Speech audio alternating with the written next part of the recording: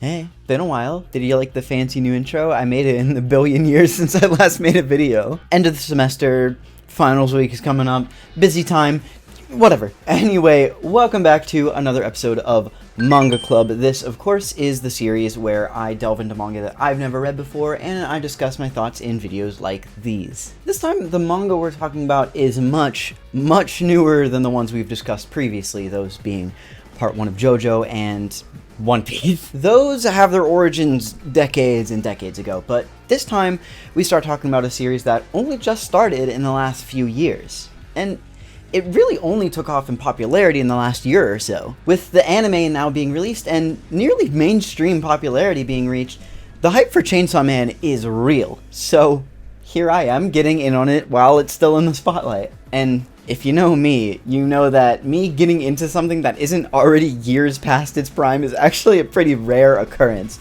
So this is pretty unique, especially compared to the stuff I have been reading.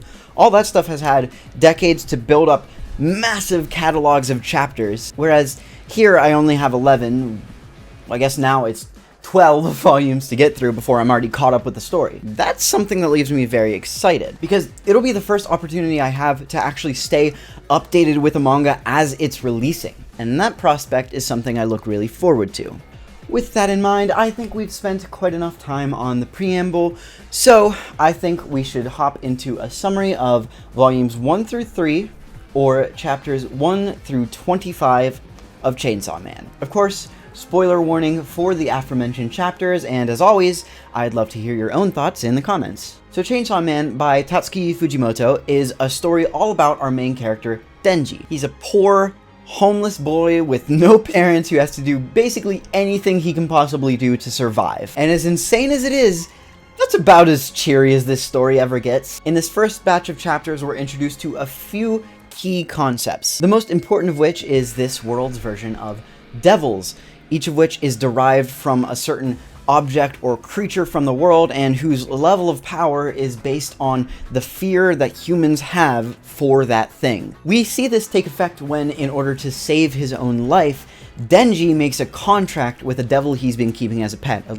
cute little devil dog named Pachita, merging their two souls together and transforming Denji into a powerful and destructive chainsaw devil human hybrid. We meet Makima, who decides to take advantage of not only Denji's newfound powers, but also his state of absolute desperation to get him to become a devil hunter for her. And throughout, we see the manipulation and intimidation she uses on Denji and presumably many others to achieve this goal. Then there's Aki and Himeno, two senior devil hunters who have a long history with each other, and who seemingly have genuine care for each other as well. Finally, we have Power, a being known as a fiend, which means she's a devil who has taken over the corpse of a human and now lives through it. Denji, Aki, Himeno, and Power have all been ostensibly forced to work together on missions, and although it's clear that there is tension between them, they begin building a rapport that makes their group dynamic a pretty fun one to read. As of now, the main antagonist seems to be that of the Gun Devil. It is an extremely dangerous devil who has wiped out thousands upon thousands of humans all over the world. We see these main members of the team, as well as some new recruits named Arai and Kobeni, go searching for pieces of this Gun Devil's body, in hopes of gathering them up, summoning the devil, and finishing it for good. Unfortunately, this first mission in this endeavor turns out to be a nightmare for the team, as they get trapped on a floor of a hotel, and they have to deal with this giant eternity devil who grows the more they fear it. It's a bad time, and we see them disheveled and in need of recovery in the aftermath. The next day, at all different places and times, mysterious entities begin shooting and killing multiple members of the devil hunting team, seemingly announcing their allegiance to the Gun Devil, who, according to them, wants Denji's heart. Near the end of the third volume, a strange girl, along with a hybrid devil that bears striking resemblance to Denji, except with swords instead of chainsaws, show up to make matters worse. In order to stop them, Aki ends up using a cursed sword that apparently greatly reduces his lifespan, and Himeno, in an act of futility, gives up her body to the ghost devil she made a contract with in order to harness its power. In the end, neither of these sacrifices could stop this mysterious duo, as the strange girl summons a giant snake-like devil that quickly devours the ghost devil, leaving Himeno reduced to nothing, and Aki battered and grief-stricken. When all seems lost, the hand of the Ghost Devil appears one final time to pull the cord attached to Denji's chest, springing him back to life and transforming him once again into Chainsaw Man. Well, that was a lot. I still feel like I left some stuff out, but hey, you gotta make omissions somewhere, and if you're here watching this, I assume you've already read this part of the story, because if you haven't, what the fuck are you doing here? Get out of here. Although I do want to take this opportunity to ask a question, because the way I've been doing Manga Club so far is by giving a very short, condensed summary of the story, because I assume that we've all already read it and we don't really need a full recap, more just sort of a refresher on the basic things that happened, and then I go into all of my analysis. But I'm wondering if you would like it more if instead I went through more slowly the story and I kind of just gave my analysis and my commentary as I went through that summary. I think it's been working fine this way that I've been doing it, but I figured there could be some differing opinions on that, so I figured I would reach out and ask for your thoughts on it. Anyway, let's get into that analysis now that we've finished the summary, and I want to start out by talking about the art, because that's what initially made me even want to check out this series in the first place. Out of nearly every manga I've read, I think this style is the one that meshes with me more than anything else. It's a quick, rough kind of style that feels very sketchy, and it enhances the gritty action scenes of the series anytime it happens. The only potential complaint I have is that it did occur to me that some of the action scenes felt a bit unclear in their framing overall, and in moving from panel to panel, I could sometimes get confused on what exactly happened and end up needing to go back and scan them a few more times. This isn't a massive criticism though, and on an individual panel basis, it's a masterclass. I mean, during some of the gorier scenes, Chainsaw Man ends up looking like something you'd see on the cover of an old metal album. It's harsh black and white lines, viscera filling the entire frame. It's really something to behold. It's so cool. Doom-esque, I would call it. There were moments during these first few volumes where I literally stopped and just paused to take a picture and send it to my friends, because I was like, oh my god, look how fucking cool this is. I guess it's also worth mentioning how much tonal whiplash you get when going from like any other standard Shonen Jump series into this one. By like a pretty large margin, this story is much more mature and much more violent than your typical like Naruto or Demon Slayer. You know, those have their moments of violence, they have plenty of action, but this takes it a step further, like a big step further. It doesn't just feature blood, it bathes in it, and that's part of what makes this series' identity so unique among its peers. Other than Pochita, who is not violent and who is the most adorable creature in the world, and I would die for him. So needless to say, it won me over on that front pretty much effortlessly. What is very unfortunately not quite as effortless, in my opinion, is the way the sexual themes are weaved into the story here. I obviously just got done reading portions of JoJo and One Piece, and while characters in those are by no means lacking sex appeal, it's often not the forefront of the story. Here, it kind of is more of a big part of it, and it feels a bit more in line with what you'd expect out of a stereotypical anime, which usually I would write off as like lazy fan service, but in this one, I do at least think it makes more sense in the context of our main character, and in fact, I think it's important that it's present. Denji is a sexually repressed teenager, and being that he grew up homeless and he's never had the opportunity to form meaningful sexual or romantic relationships like most teenagers come into contact with naturally, it makes sense. Having him be so overtly horny and having his big end goal dream being nothing more to touch boobs or get a kiss. It's emblematic of how even the most mundane human experiences have been stolen from him, and he can't simply afford to desire anything more lest he leave himself disappointed when they don't come true. I genuinely do like that aspect of the story. The reason I say it's not necessarily effortless is that the intention is there, and at least most of the time it's executed pretty well, but the story still often seems to indulge in its own sexual tension, which occasionally feels like it crosses the line from thematically poignant into that fan service area. That line is a pretty fine one, and Overall, I do think it does a good job in balancing it, but I worry that if it gets too carried away in its own horniness, it could muddle the themes behind this imagery and end up tarnishing this aspect of the story. It hasn't been done yet, and it did not ruin the story for me by any means, but I couldn't help but notice it, and I feel like I had to bring it up. Luckily, this is only one aspect of the story, and everything beside that has been wholeheartedly engaging and tons of fun. Despite how intensely dark this manga can get, it retains a good lightheartedness that is injected every once in a while, I assume to keep the entire thing from being so damn oppressive for the reader that it would be difficult to even get through. But whatever the case, I appreciate the story's sense of humor, even if it doesn't necessarily always land. The majority of this comes directly from the mouth of Power, who has been an absolute joy to have on the team. She's so unconcerned with human life and really just life in general, but it's in a way that feels so naive and airheaded that she ends up what I can only think to describe as big himbo energy. She's a chaotic dumbass who barely knows where she is half the time, and damn it, I love her. There is some more depth to be found, however, as she's made it clear how much her cat means to her, so it's certainly not the case that she's just incapable of love. It may just be harder to find for her. Speaking on some of the other characters, Denji is a main character I actually find quite refreshing and interesting. I spoke before about his simple hedonistic goals, and I think this kind of thing is what makes his character great in other ways as well. In basically every aspect of Denji's life, he is desperate. He doesn't have like big dreams of becoming the next Hokage or the next Pirate King, because well, he's been too busy trying to not die first. His first goal above all else is simply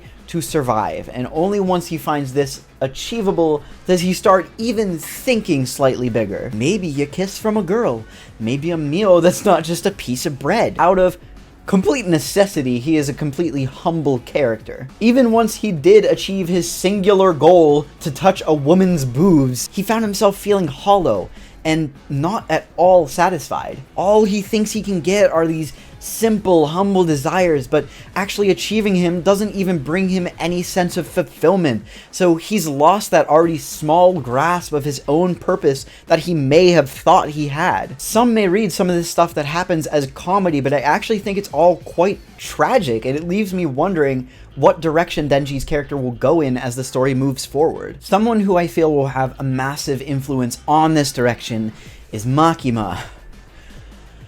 Where do I even begin with Makima? I think she may just be my favorite character so far. It's not because I like her. In fact, quite the opposite. I hate her. She is downright awful, borderline evil. Throughout the entire time we've had with her, she has threatened Denji and everyone else with their life to get what she wants.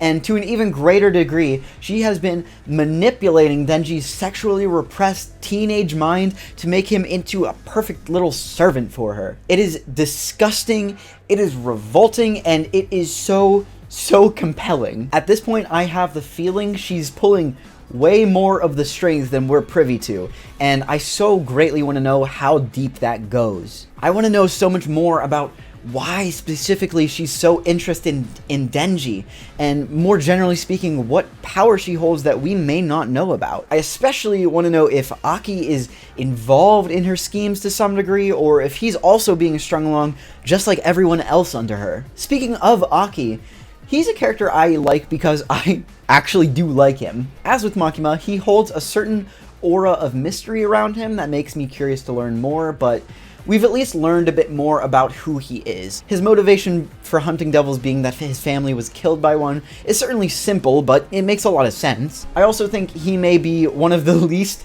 morally dubious characters we met so far, because the vibe I've been getting is that he's a genuinely caring person who wants to protect the lives of others. We see multiple times that even though he doesn't get along with Denji, he's willing to go to pretty great lengths to protect him, and I think that speaks to a softness in Aki that just isn't present in anyone else in the story, which is exemplified in his pretty clear loving relationship with Himeno. Oh boy. Himeno. I genuinely don't know how to feel about Himeno. I want to like her.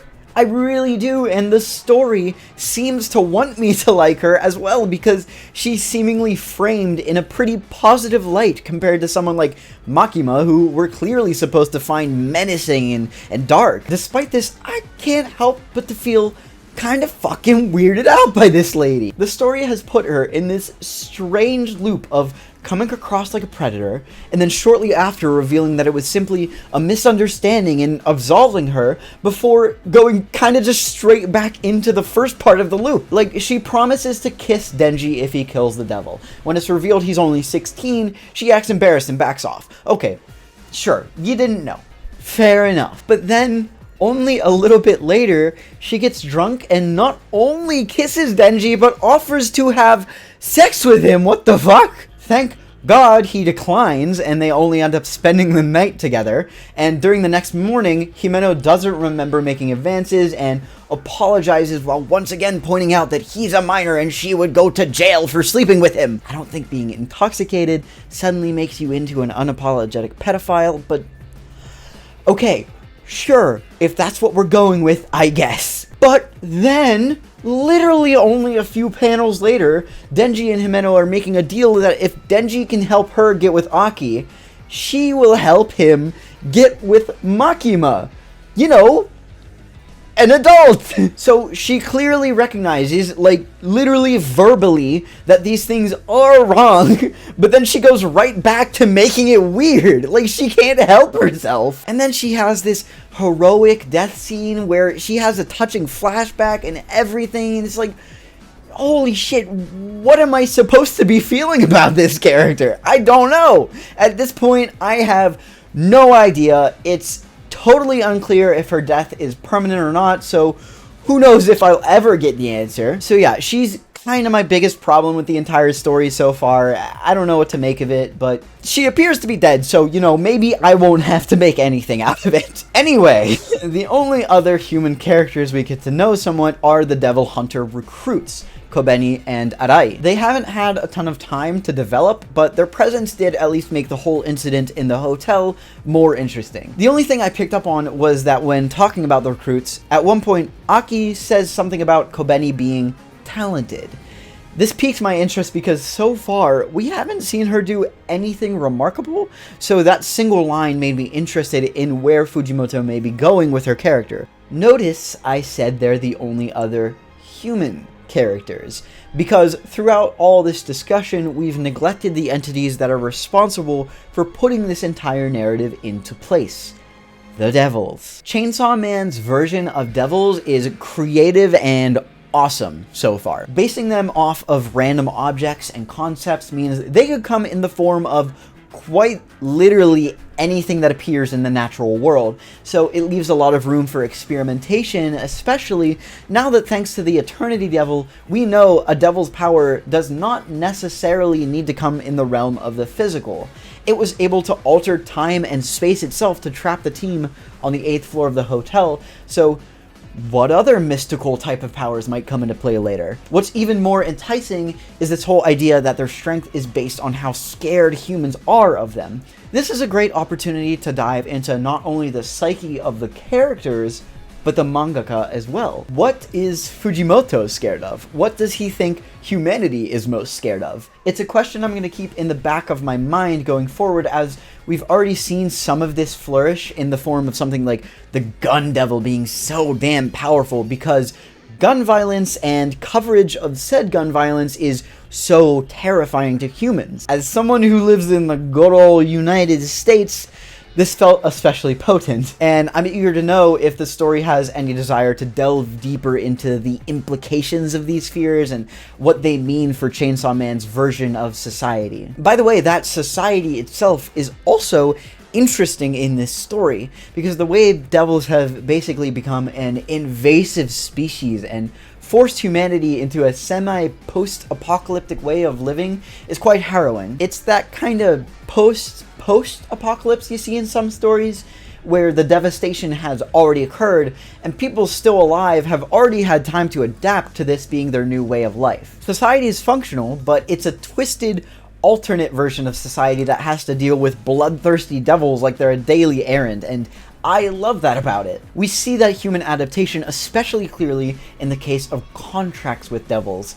It's apparently a pretty common practice for a devil hunter to make a contract with a devil, giving up some aspect of their own life force in exchange for being allowed to use the devil's power to help them hunt other devils, as we've seen a few times, such as Aki's contract with the Fox Devil and Curse Devil, and Himeno's contract with the Ghost Devil.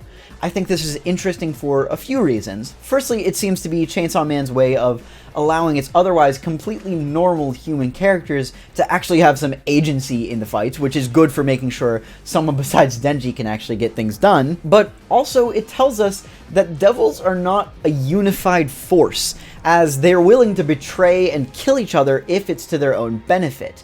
This raises the question of what exactly the devil's purpose is as a collective.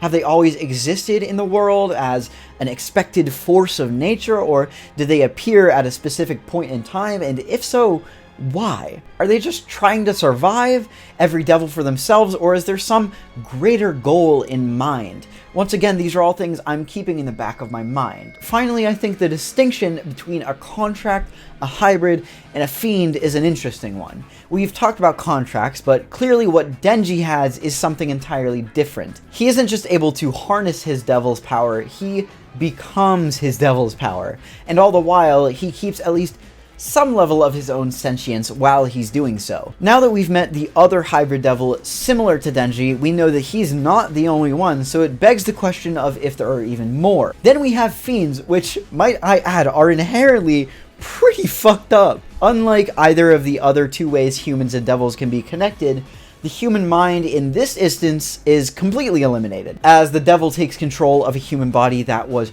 already deceased. So, I have to ask, is there any bit of the human's original personality still left over?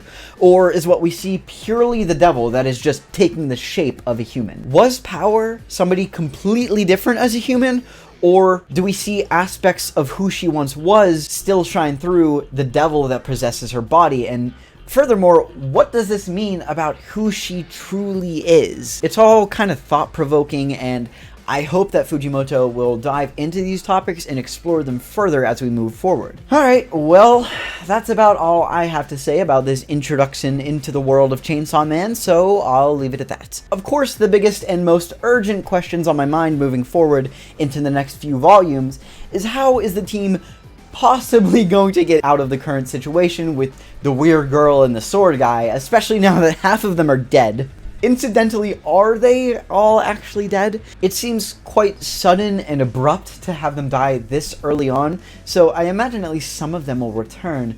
But of course, the real question is, which ones, and how the hell will it happen? And of course, who are these servants of the Gun Devil, and what do they possibly want with Denji? Is it some kind of hive mind? Is he controlling them with some kind of mind control? Are they just actually loyal servants? I don't know. I hope to answer all of these questions as I read on, but for the time being, that's going to end this episode of Manga Club. I want to thank everybody for sticking around and watching, especially if you're still watching at this point, and I want to encourage you to let me know what you thought in the comments. I imagine people will disagree with me in quite a few ways, and I would love to have some genuine discussion about it. If you did enjoy hearing my thoughts, you can subscribe for my future updates concerning Chainsaw Man, as well as the other series that I currently have underway, which are One Piece and JoJo's Bizarre Adventure. For now, though, I hope you have a wonderful day, and I hope to see you next time. See ya.